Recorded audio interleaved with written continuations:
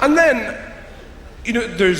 where else? This is the new world, and the other part of the new world is America. People think that's got a lot of promise. Still, even though we're all a bit funny about Americans now, a bit, I think the reason that happened, all that bad feeling about America, is apart from everything that they've done, it's because American stupid people sound stupider than every other kind of stupid person.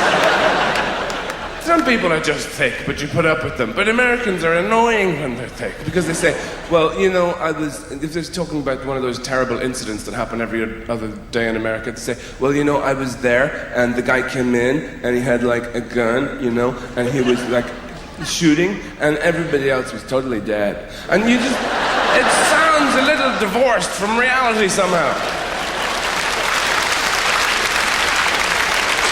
So I think that's why there's this ill feeling about the place sometimes, because of everything the administration has done. It's like the really bad flatmate of the world. Oh, sorry, did I break all your shit? I didn't know it was yours. Yeah, I'll replace it sometime. With my stuff. And because it's the only remaining empire, of course. You had an empire once. Britain had a great empire. And impressively commandeered and sequestered from the rest of the world. With great style. You just marched in and said, you and you, fuck off, we're having tiffin. And everybody sort of went, oh, right, I'm going to be off now, that's fine. And it took centuries for people to go, hang on a minute. We live here. The American style is totally different, far more insidious. This empire is run on a totally different basis. What America does is it has a nosy in some place, some war-torn, fucked-up place, and that looks for oil or chocolate or whatever it wants. And all the indigenous people obviously get pissed off, and they begin to meet. They begin to foment. They ring each other up and say, you, Habuwa, let's meet and foment at 6 o'clock. In the local bombed-out cafe, they gather round and they say, what are we I'm doing a pan-global accent, okay? It saves time, because America gets around a lot of places. And this represents poverty. Hey, listen. Hi. Haguga, listen. What are we going to do about the fucking imperialistic Yankee big dog, huh? What are we going to do? They come in here, they look around, they take our stuff. What are we going to do? I'm talking to you. Put down the beans. Listen, what are we going to do?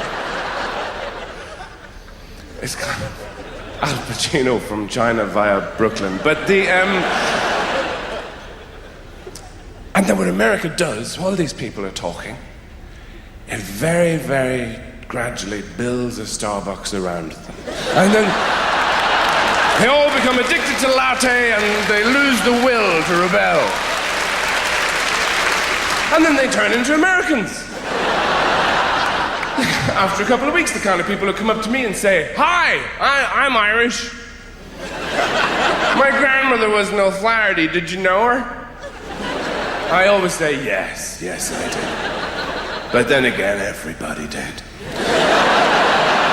Now that's a particular kind of American, obviously, the kind of Americans you see in Europe, who often, for some reason, seem to be very generously proportioned.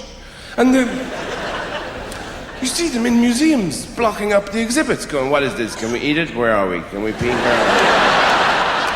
And yet, when you go to America, you see that it's a very, very, because it's so competitive and everything, people are ultra-fashionable and very thin, really. I think the Americans you see in Europe are all the ones who stay in their apartments, get food piped in, and then they're just shipped out to Europe. But the ones over there, you see these amazing-looking people. They don't look real at all, these incredibly exiguous women. You know those people who look like they can't support the weight of their own teeth in their head? Stalking in and out of fashionable restaurants. I don't know what they do in there. Maybe they just rub pesto on their legs or something. And they look like they weigh as much as a photograph of themselves. And very fashion conscious. But people have this idea that it's still the promised land. Somewhere like California, which everything is fruitful and abundant. But Arnold Schwarzenegger is the governor of California. There's a perfectly ordinary English sentence. How did that happen? Do you know how that happened? Because I'll tell you. You know how he got into that position? He got there by lifting things.